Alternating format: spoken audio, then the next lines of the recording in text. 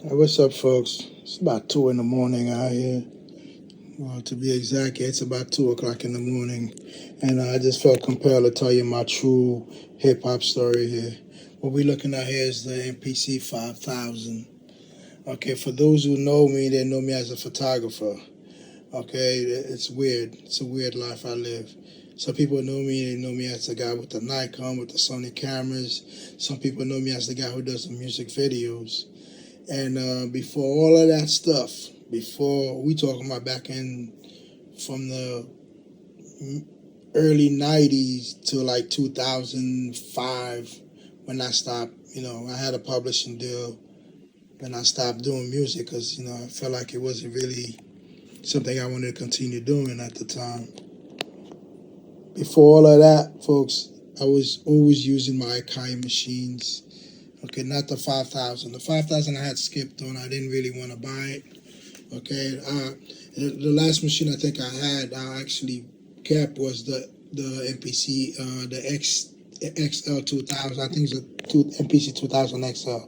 That's the correct name for it. I had that machine for about 3 years. Prior to that, I had the 3000, and I've always regretted selling the 3000. To me, that was the best MP they ever made. I even had the what do you call it? The SP12. I started out with the SP12, and I felt like the SP12 didn't have enough memory on it, so I bought the SP1200. We give you a few more seconds after it's like a 12-bit machine with those floppy drives on it, but that's the original with the floppy drive on it. I could take you even further back. The Roger Land 9000. I used to have that machine, and that's like in the 80s, man. The machine was bulky, it was buggy. You could say it was trash. Then the MPC 60 came out. My man Jim, he used to tour with Kid Capri. He had the MPC 60. I went to his house. I was like, yo, what is that? He's like, yo, my man, you need to get one of those if you're going to be serious about making hip hop beats. Got that. And when they got it, then just to show off, I went and got the second version of it just to show, look, I got the second version, bro. And he's like, yeah, but I still love my MPC 60. Then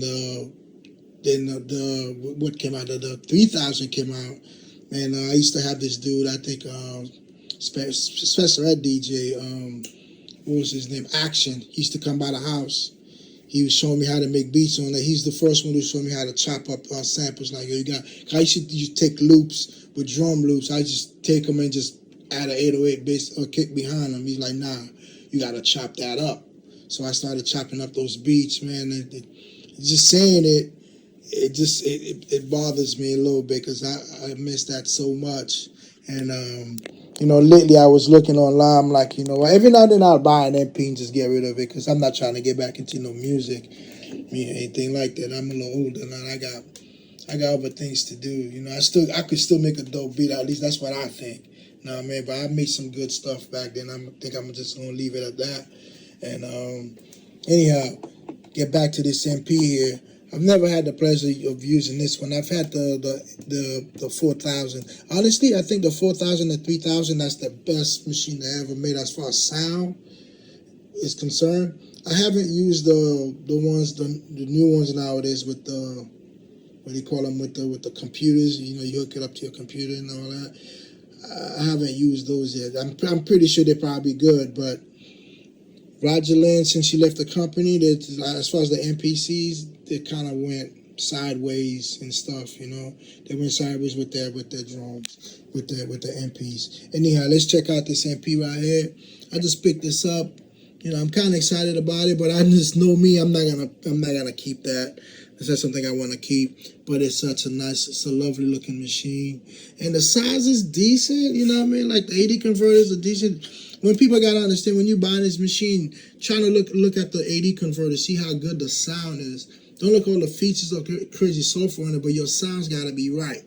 I'm saying, because if you're doing hip hop like I was doing, I used to, like when I had the MPC 2000, I was pissed. I was so mad at it because it just didn't sound right to me. Like the sound was like, it was like hitting cardboards a little bit. Not even good, not even good cardboard. It was just like dry cardboard. I didn't like the sound, so I used to have to stack all the kicks, the snares. I used to have to stack them with the 808 kicks behind them to make them sound fat. Because you got at the time hip hop used to be like you gotta have heavy sounds. Your samples gotta have the scratches on it. I used to play most of my stuff though, but when I used to sample something, even when I play something directly, I used to get little cracks off the records, make it sound like people. It's like they would ask me, "Yo, where'd you get that sample from?" And I trying to convince them, dog, I didn't sample that. I actually played it. Like, nah, son, still be lying and shit. I'm like, dog, I'm not lying to you. I actually play it. It's not a sample. Which was, sometimes I used to take it as a compliment. Then I'm like, maybe it's not hip hop enough. But anyhow, this machine here, as I'm looking at it, it's a lovely looking machine. Has a big screen on it.